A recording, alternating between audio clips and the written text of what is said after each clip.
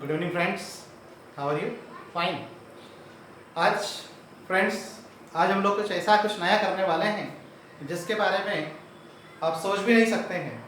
वो ऐसा इसलिए कि इंग्लिश पढ़ाने वाली टीचर मैथ्स को किस तरीके से पढ़ाएंगे, how to teach of maths, किस तरीके से कैसे मैथ्स पढ़ाते हैं। आज हम लोग उन स्टूडेंट्स के बारे में बात कर रहे हैं जो यहाँ पर लिखा है NCERT की जो बुक है, हम क्लास 8th से स्टार्ट कर रहे हैं। और उन स्टूडेंट्स के लिए कि जो अभी लॉकडाउन के समय में अभी जिनकी पढ़ाई नहीं हो रही है, 10th और 12th की जो पढ़ाई है वो अपनी जगह चल रही है, चाहे वो मैथ्स हो, चाहे physics, chemistry, bio, English, Hindi जो भी है। लेकिन 8th के स्टैंडर्ड, फर्स्ट से 8th तक के जो स्टूडेंट हैं उनके लिए भी कुछ ना कुछ होना चाहिए। तो NCERT की बुक में क्लास 8th के स्टूडेंट्स के लिए आज से हम लोग हेतु की चैप्टर को स्टार्ट कर रहे हैं। वैसे तो चैप्टर को हम लोग फर्स्ट से भी स्टार्ट कर सकते हैं, लेसन फर्स्ट से भी हो सकता है चैप्टर, लेकिन हम लोग शुरुआती दौर में हम ये चाह रहे हैं कि आपका बहुत इजी टॉपिक लें और आपको बहुत अच्छे से समझ में आए, ताकि हम लोग मैथ्स को बहुत इजी वे में हम लोग समझ सकें।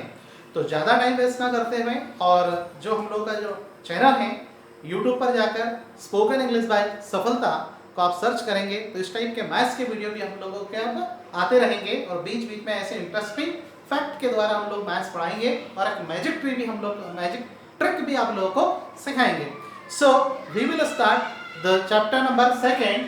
यहाँ पर लिखा है chapter number 2, linear equation in one variable. अब linear equation in one variable होता क्या है, इसका इंट्रोडक्शन के बारे में हम लोग बात करेंगे। पहले अभी हम लोग समझते हैं linear equation in one variables. उन स्टूडेंट्स ने जो प्रीवियस क्लासेस जो थी उसमें बहुत सारी चीज़ें हैं तो कि उन लोगों ने क्या है कि मतलब पढ़ी होगी, समझी होगी, लेकिन अब हम लोग इसको थोड़ा देखते हैं। इसके अंदर आप देखेंगे all the student you see on the page number, मैं बता रहा हूँ आपको पेज नंबर 21, 22 पर देखें आप लोग 8th के स्टूडेंट्स। ये आपकी बुक है linear equation in one variable, chapter 2 है इंट्रोडक्शन। सबसे पहले आप लोग इंट्रोडक्शन को स्टार्ट करना, रीडिंग करना, समझना उसको। इसके बाद जो उसके कुछ एग्जाम्पल्स वगैरह हैं उनको समझने की कोशिश करना, इट मीन्स रीडिंग करना है ओनली। फिर इसके बाद हम एक्सरसाइज पर आएंगे और हम लोग पहले इसको समझते हैं कि ये लीनियर इक्वेशन क्या होती है, वन वेरिएबल्स क्या होता है, इसके बारे में हम बात करेंगे। उसके बाद एग्जाम्पल के बाद हम उसके बाद मैथ्स की एक्सरसाइज जो है 2.1 को स्टार्ट करेंगे। सो कम टू द पॉइंट, इसके अंदर आप जब पढ़ेंगे तो लीनियर इक्वेशन वन वेरिएबल के अंदर इसका जो इंट्रोडक्शन हम लोग, इसके किस तरीके से हम लोग इसकी भूमिका जो बना रहे हैं उसके बारे में हम बात कर रहे हैं।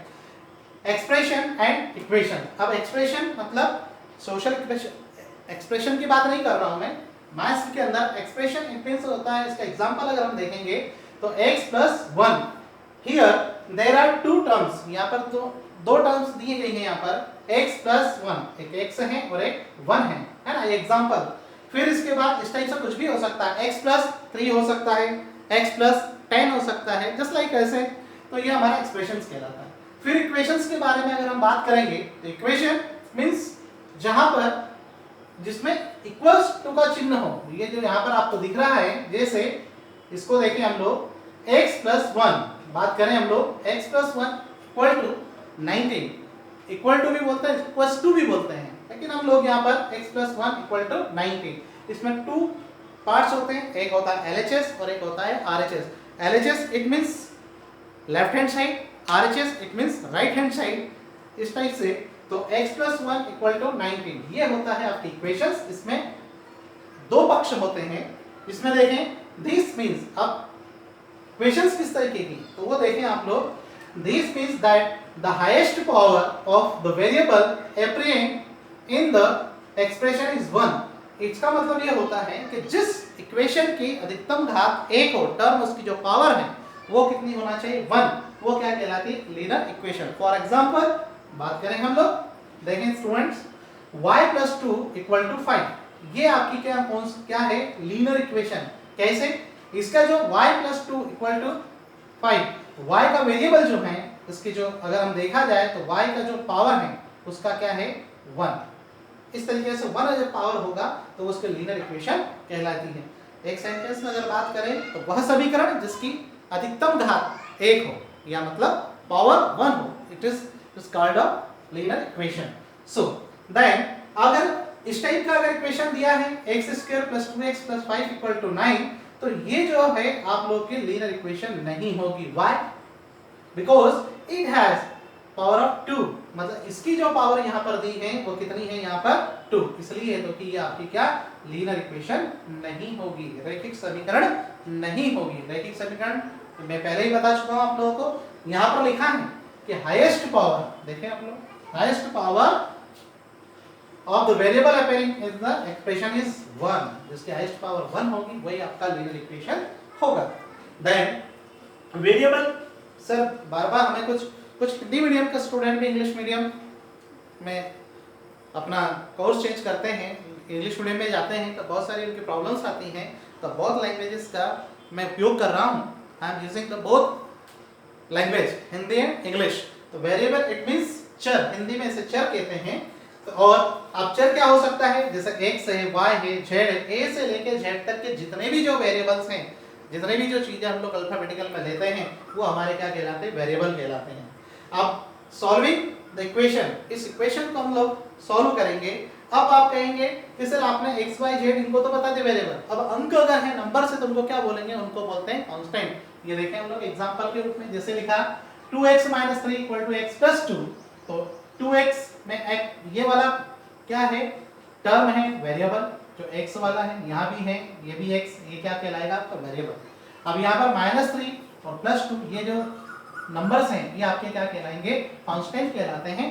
ये जब हम इक्वेशन को सॉल्व करेंगे बाय ट्रांसपोजिंग टर्म्स, जब हम देखेंगे पक्षांतरण करने वाली जो विधि के बारे में, मेथड के बारे में हम लोग डिस्कस करेंगे और अच्छे से उसको हम समझने का प्रयास करेंगे। वेल देन यहाँ पर हम देखें सॉल्विंग इक्वेशन। अब सॉल्व हम लोग इक्वेशन करेंगे लीनियर इक्वेशन को, एग्जांपल के रूप में यहाँ पर दिया है 2x - 3 = 7। There are two methods solve this equation. इस इक्वेशन को सॉल्व करने की दो मेथड है, एक सिंपल तरीके से जो मैथ्स में दिया गया है, अलग अलग तरीके से वो समझने का प्रयास करें। जैसे ऐसा क्या करें कि यहाँ से पहले हम लोग -3 को रिमूव करें। इसके लिए हम लोगों को क्या करना पड़ेगा, तो हम लोग अगर -3 है +3 कर देंगे तो -3 से +3 चला जाएगा, तो यहाँ से 3 हो जाए। पर ऐसा नहीं, जब भी हम प्लस करें या किसी भी चीज को माइनस करें, किसी भी अंक को, तो बोथ साइड का हम लोग यूज करेंगे। जैसे लिखा हमने 2x - 3, तो यहाँ करेंगे हम लोग +3 इक्वल टू, इधर भी करेंगे 7 + 3। ओके, सो -3 से +3 कैंसिल आउट, तो यहाँ होगा dear student 2x = 7 + 3 it means 10। इसका मतलब क्या है कि find the value of x, x का वैल्यू हम लोगों को फाइंड करना है यहाँ पर।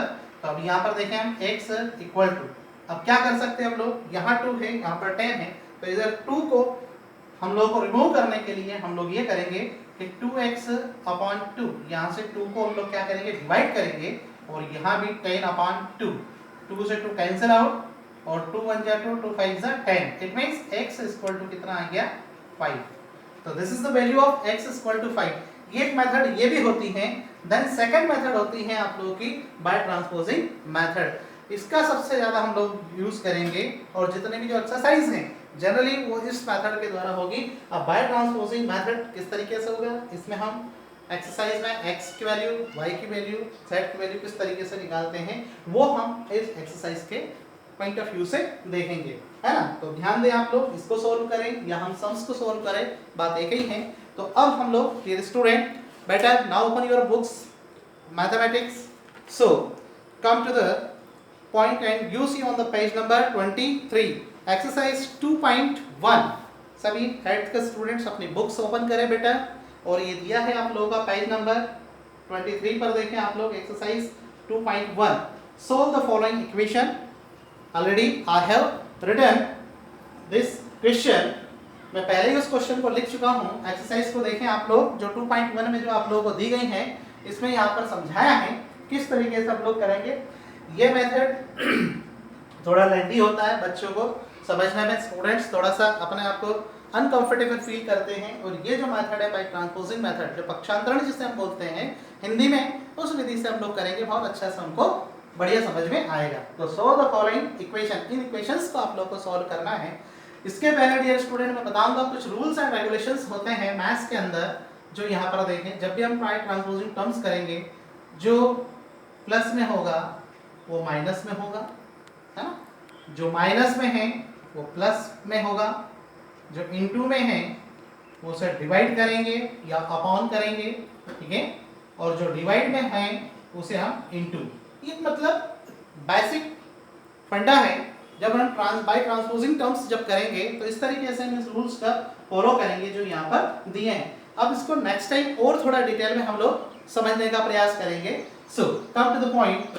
अब देखिए फर्स्ट सम्स यह है, फर्स्ट सेकंड फोर्थ नाइन्थ और एट्थ वाले सम हम लिए हैं आपकी बुक्स के अंदर।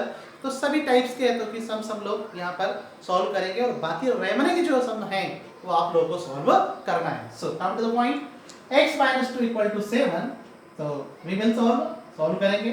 x = 7 - 2 by translator terms, it means पक्षांतर हम करेंगे।